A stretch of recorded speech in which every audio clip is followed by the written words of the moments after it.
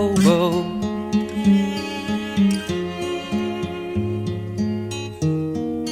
Let the towns drift slowly by.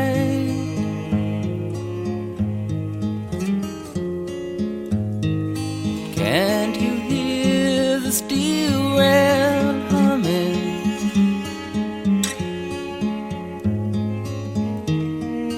That's a hobo's lullaby.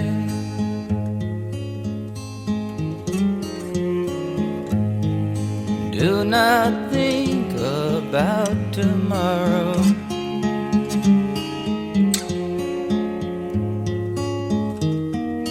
Let tomorrow come and go.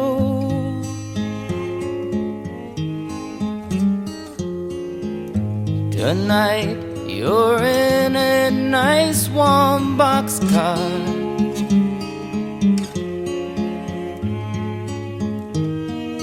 safe from all the wind and snow.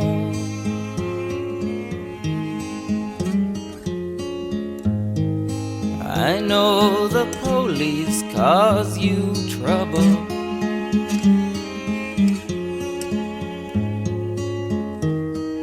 They cause trouble everywhere.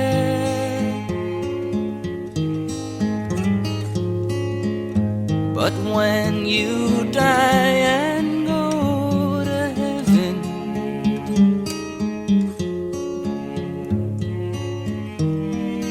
you won't find no policeman there.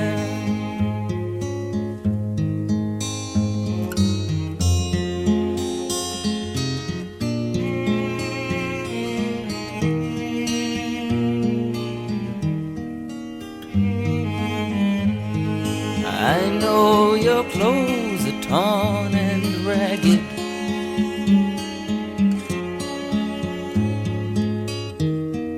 and your hair is turning gray.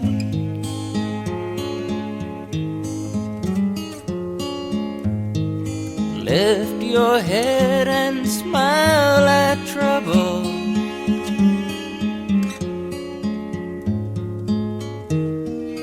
You'll find happiness someday.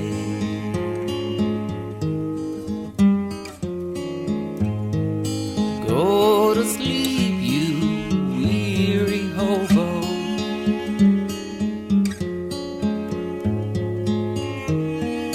Let the towns drift slowly by.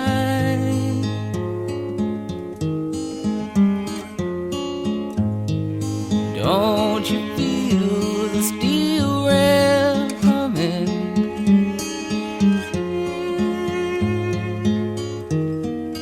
That's a hobo's lullaby.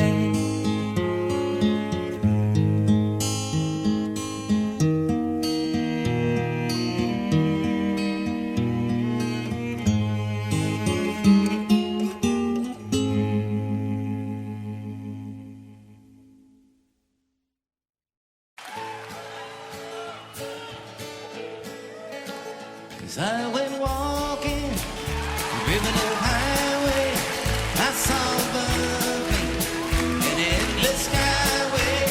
I saw below me a golden valley. This land was made for you and me. This land is your land. This land is my land.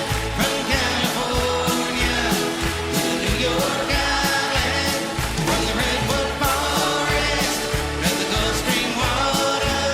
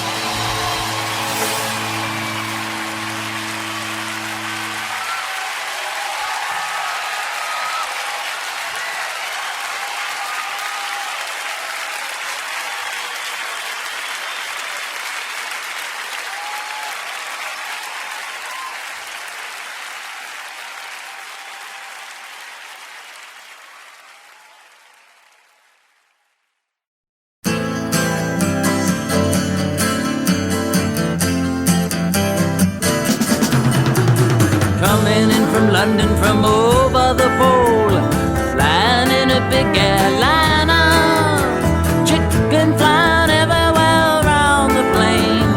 Could we ever feel much finer? Coming into Los Angeles, bringing in a couple of keys. Don't touch my bags if you please, Mr. Customs Man. Yeah, there's a guy with a ticket to Mexico.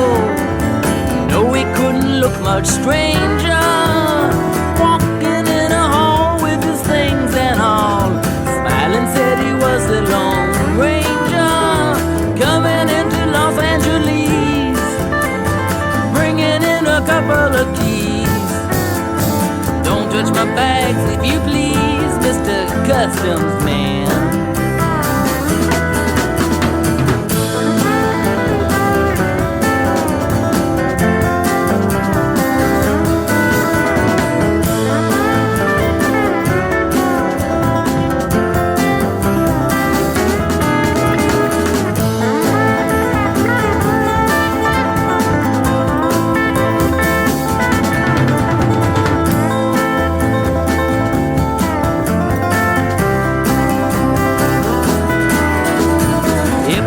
Walking on the moving floor, tripping on the escalator.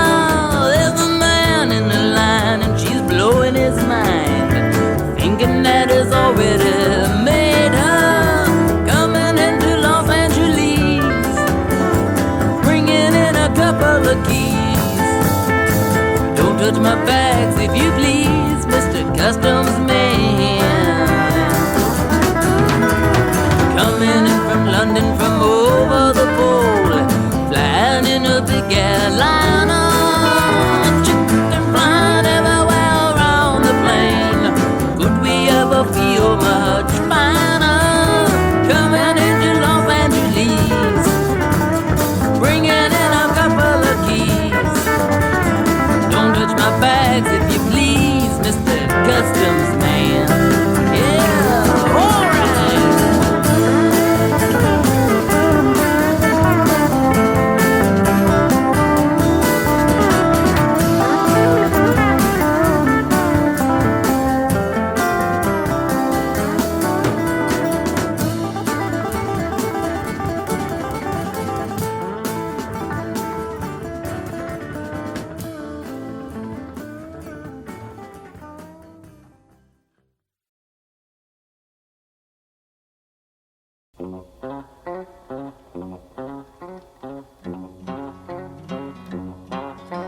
I don't want a pickle,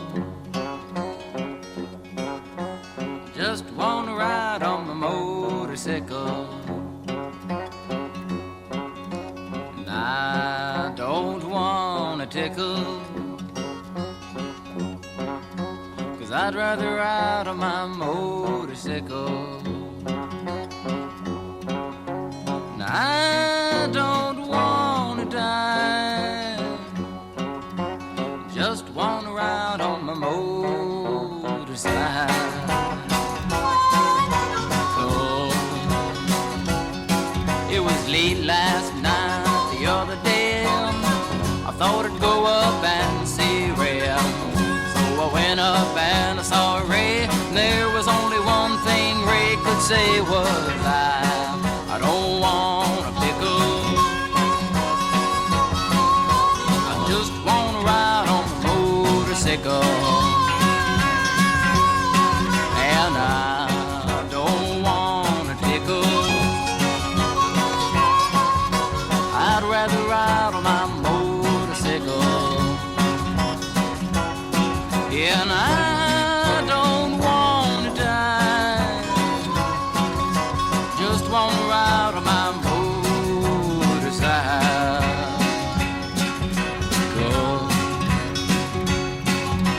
Late last week I was on my bike, running to a friend named Mike, running to a friend named Mike.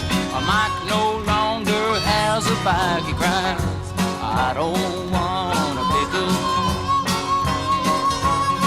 I just want to ride on my motorcycle.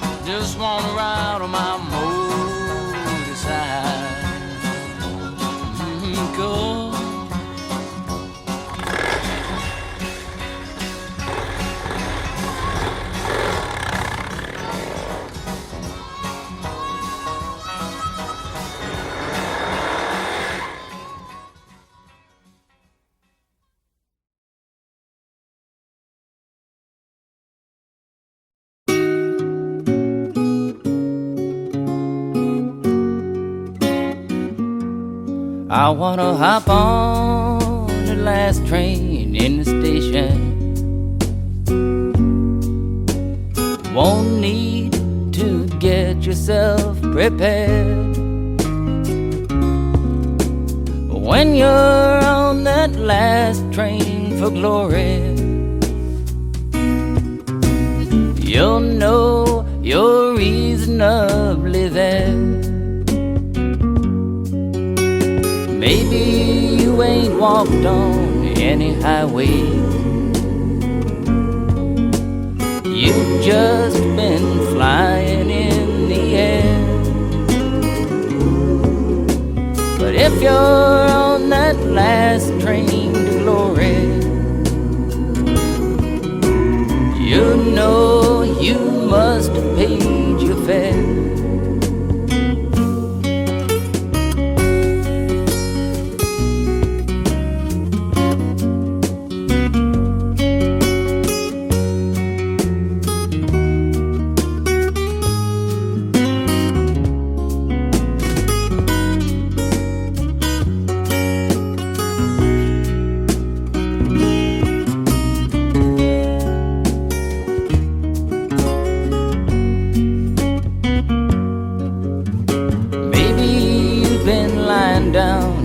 Jailhouse.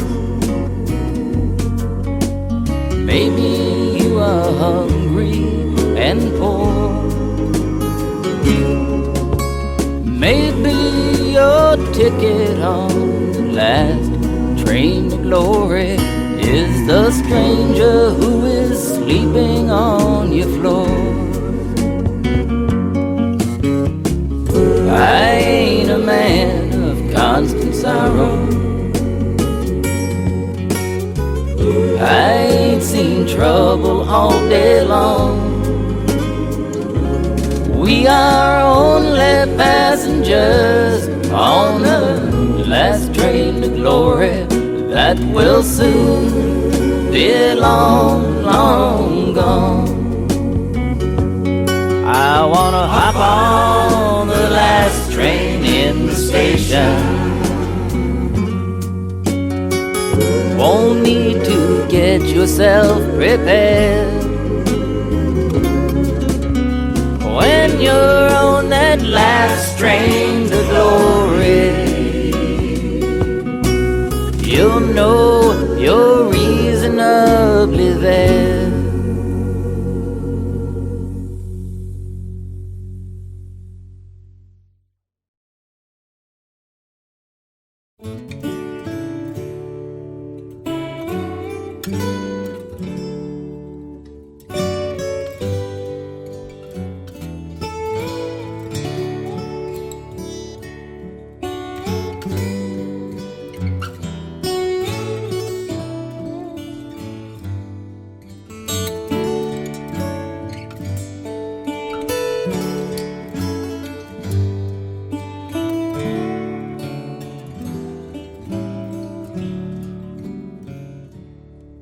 The Missouri, she's a mighty river, away rolling river. The red man's camp lies on her borders, away, we're bound away across the wide Missouri. A white man loved an Indian maiden, away rolling river. With an ocean sweet his canoe was laden, away we're bound away across the wide Missouri. Oh Shenandoah, I love your daughter, away you rolling river. I'll take her across the rolling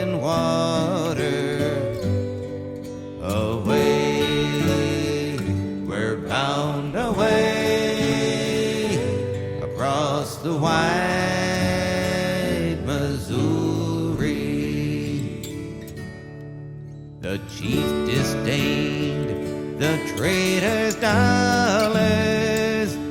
Away, you rolling river, my daughter never you shall follow. Away, we're bound away across the wide Missouri. At last there came a Yankee skipper. Away, you rolling river. He winked his eye and he tipped his flipper. Away, we're bound away across the wide Missouri. He sold the chief that fire water. Away, you rolling river, and crossed the river, stole his daughter. Away, we're bound away across the wide Missouri.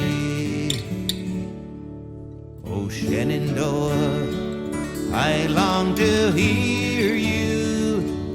Away, you rolling river, across the wide and rolling water.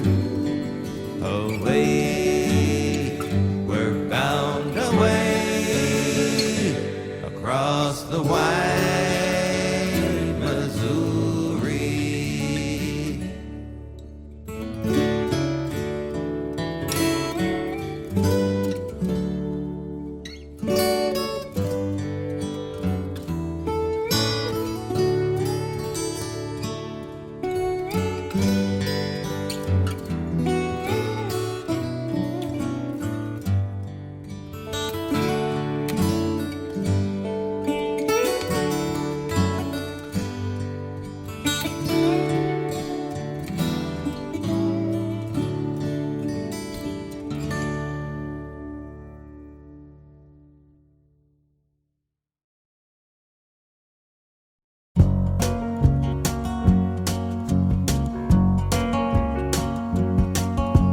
Riding on the city of New Orleans,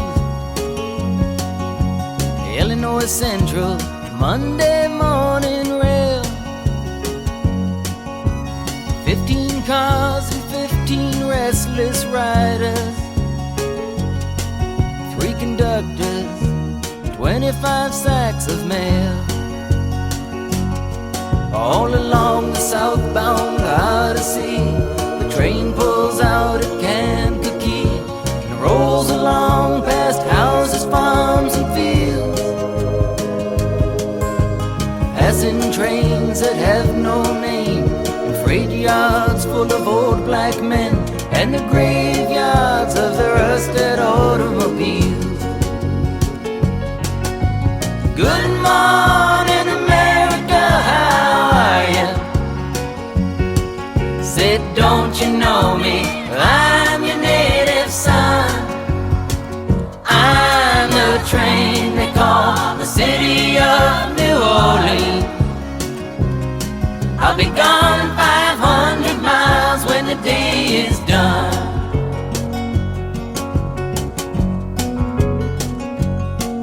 Dealing card games with the old man in the club car. Penny a point, ain't no one keeping score. Pass the paper bag that holds the bottle, and feel the wheels rumbling neath the floor. And the sons of Pullman porters and the sons of engineers write their fathers' magic carpets made of steel.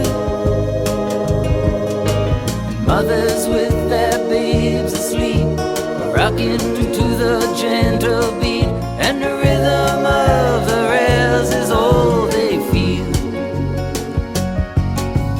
Good morning, America, how are you? Said, don't you know me? I'm your native son. I'm the train they call the city of New Orleans. I'll be gone 500 miles when the day is done.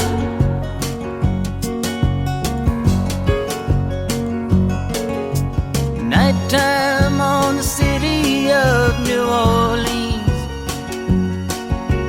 changing cars in Memphis, Tennessee. Halfway home, and we'll be there by morning. Through the Mississippi darkness, rolling down to the sea.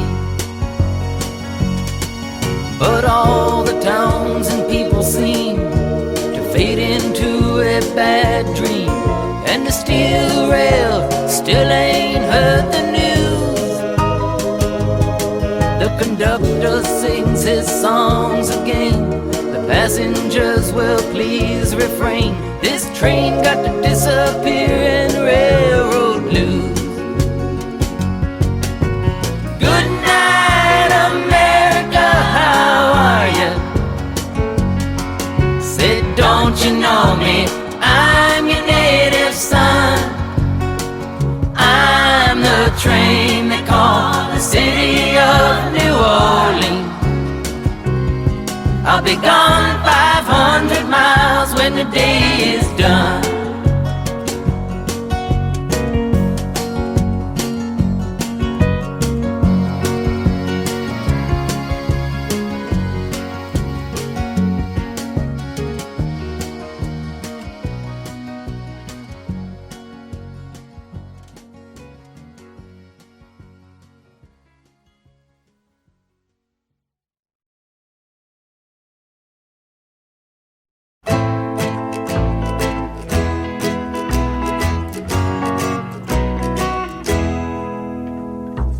I saw the splendor of the moonlight on Honolulu Bay. There's something tender in the moonlight on Honolulu Bay. And all the beaches are filled with beaches who bring their ukes along.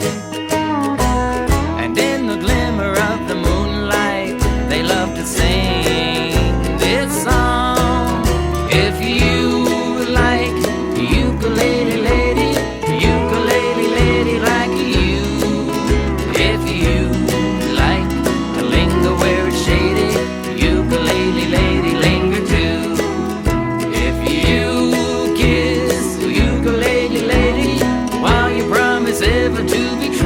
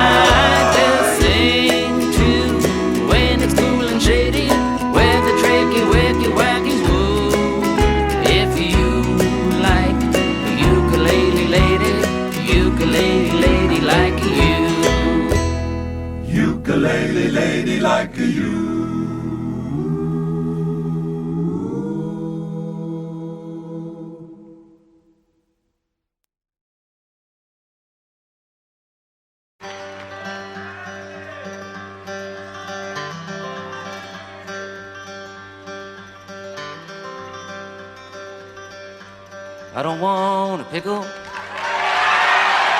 Just wanna ride on the motorcycle. And I don't want a tickle. I'd rather ride on my motorcycle. And I don't wanna die. Just wanna ride on the motorcycle.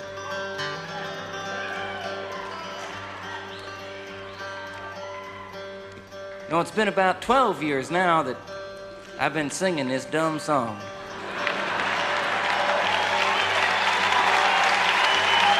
You know, it's amazing. It's amazing that somebody could get away with singing a song this dumb for that long. But you know, hey, you know what's more amazing than that is that somebody could make a living singing a song this dumb. But that's America. You know, I told about everything there was to tell about it. When I wrote it, how come, why, what for. But you know, the one thing that I always used to neglect to explain was the significance of the pickle. It was the time I was riding my bike. I was going down a mountain road. I was doing 150 miles an hour. On one side of the mountain road, there was a mountain. And on the other side, there was nothing. It was just a cliff in the air. But I wasn't paying attention, you know. I was just driving down the road.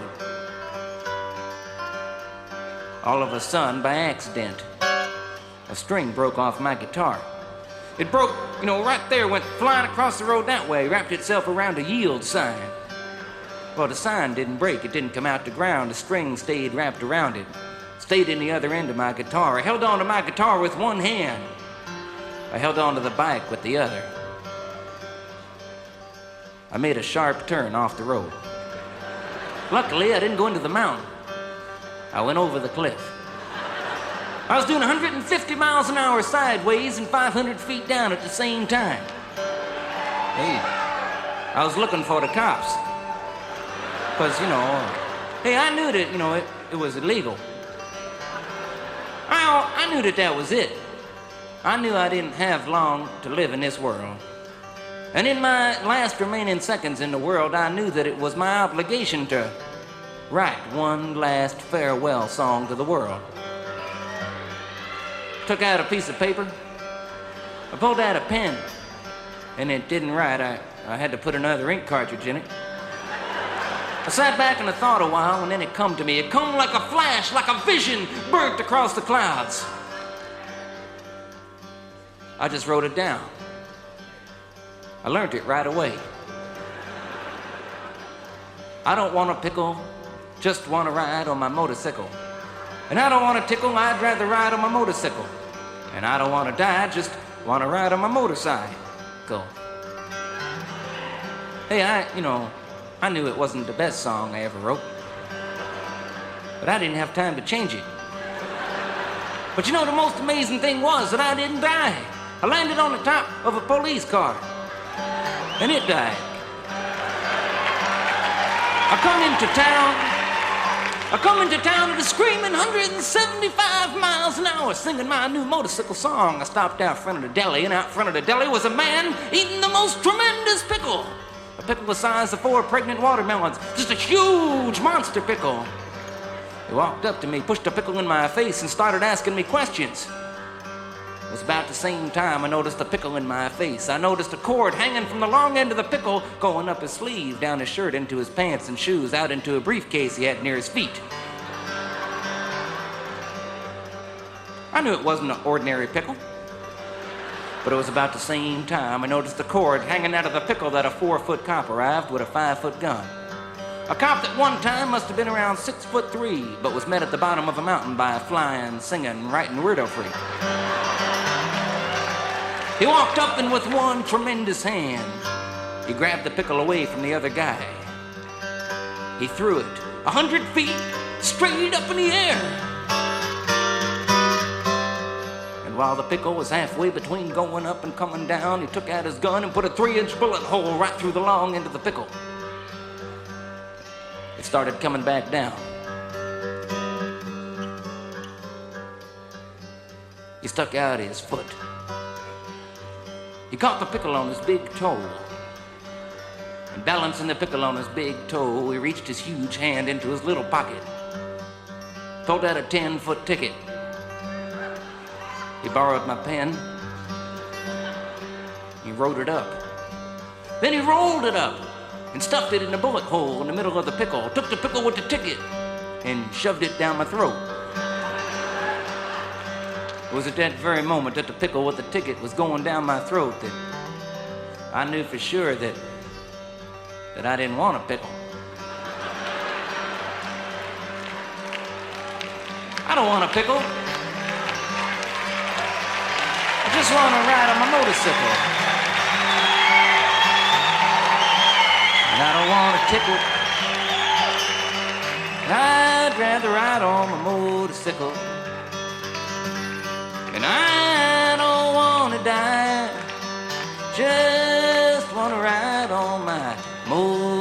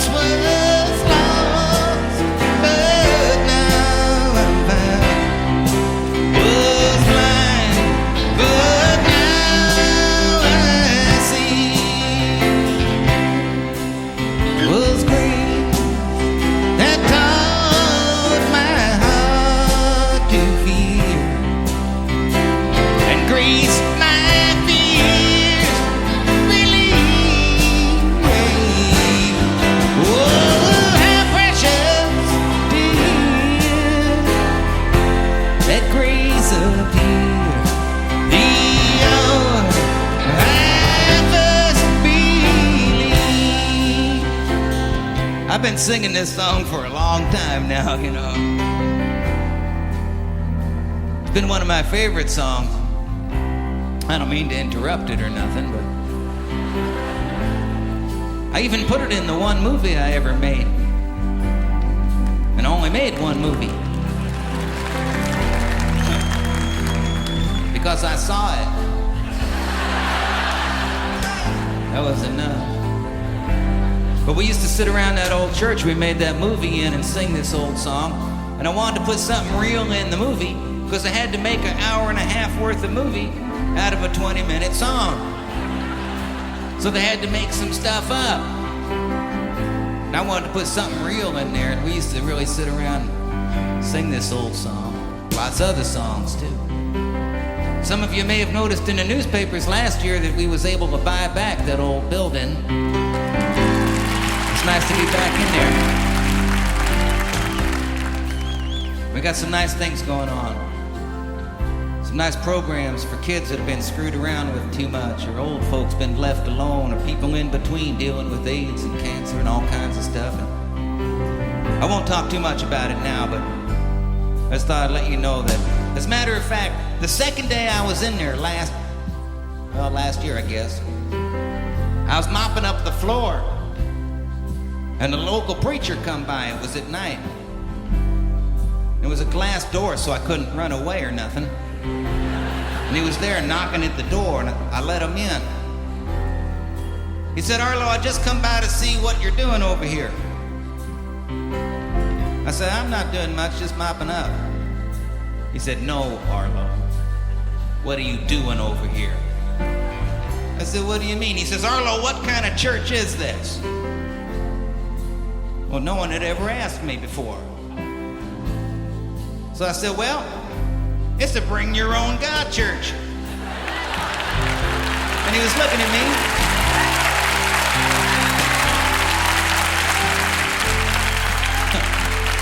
He didn't want to smile. But you could see the smile creeping across his face. I said, "Well, you asked." And I didn't have time to think about it, but I said, "You know, every church, every synagogue, every temple, every mosque, every standing out looking at the stars is the bring your own God thing.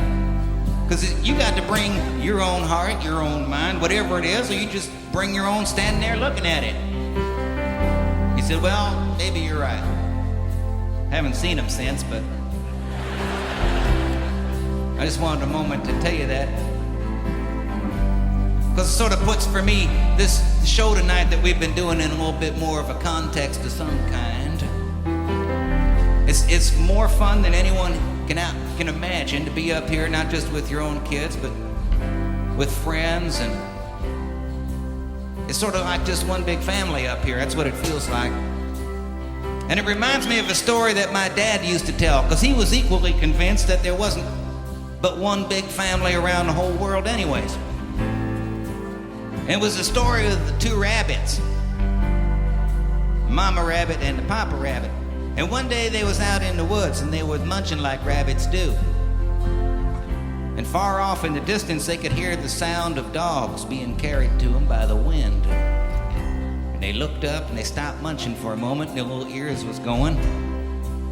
The rabbits figured the dogs pretty well far away, so they just went back to munching, but now they was paying a little closer attention. But after a while, the sound of the dogs got louder. And the rabbits started getting nervous. And as the sound got louder and louder, the rabbits looked off in the direction the sound was coming from, and through the trees over on the far hill, they could see a whole pack of dogs that was coming right toward them. And as the rabbits was looking, the dogs was looking, and they saw the two rabbits standing down there. And when the dogs saw the rabbits, boy, they started running. I mean, they took off. They were smiling. Their tails was going, their tongues was drooling, their faces was smiling. They was barking, yelling. They was, they were happy dogs. When the rabbits saw the dogs coming, they bolted. Boy, they took off. They started running around the trees and through the bushes and over the stones and everything. But no matter where they went, no matter how fast they went, the dogs kept getting closer and closer until finally the dogs was just about on them, and the rabbits started getting tired. And in the very last minute before the dogs was on them, the rabbits jumped into the hollow of a log. And in the next instant, the dogs was all over the log. They were making quite a racket out there. But over all the noise, the mama rabbit said to the papa rabbit, she said, "Papa, I don't think we're getting out of here alive." But the papa rabbit just smiled. He said, "That's all right. We'll just stay here until we outnumber them."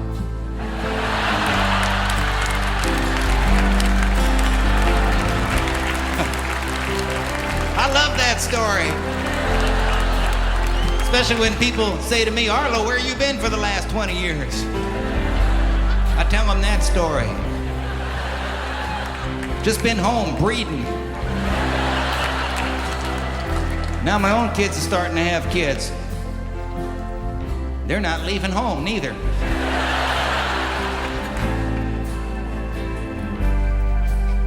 I keep saying, don't you want to go have your own place somewhere? You can come and go when you want, eat what you want. You can watch what you want. I could watch Star Trek or something. And they just look at me with a "Dad, get real" look. And I know I'm not alone. And I'm not alone around the world, because I think my dad and other folks was right. It's just sort of one big family. And ours is turning out to be more like the Waltons than I thought it was gonna. So I just wanted to say thanks for everybody here showing up in this one big family and singing these old songs and some of these new ones and remembering who we are. Because if you look at the TV, listen, to the radio or read the newspapers, you could get awful depressed about the state this family's in right now around the world.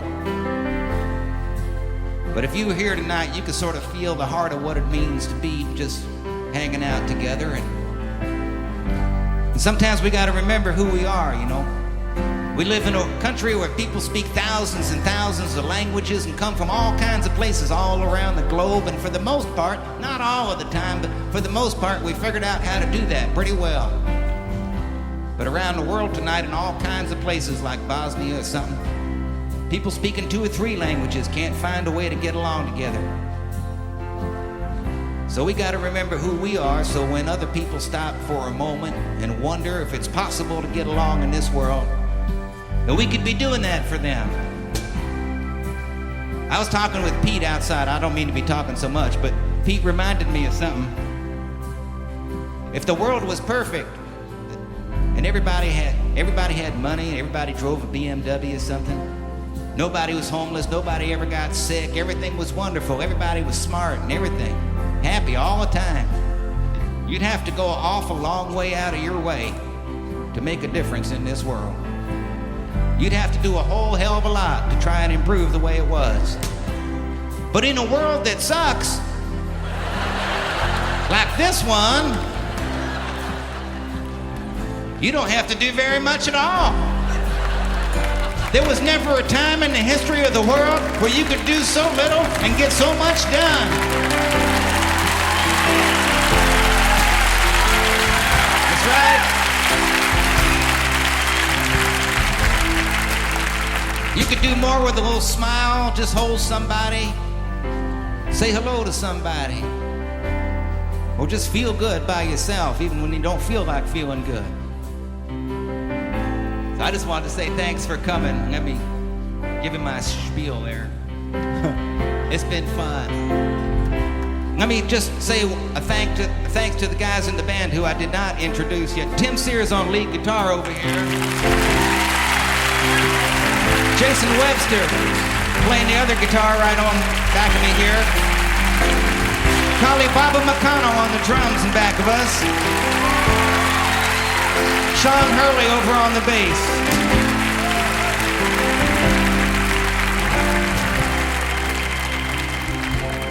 Well, so I guess we gotta sing this old song here together. You don't have to know the words. Just mumble. Trust me, I make a living doing it. And Pete's the one that taught me that you don't even have to know the tune. He said you just pick yourself a note and slide around till it feels good.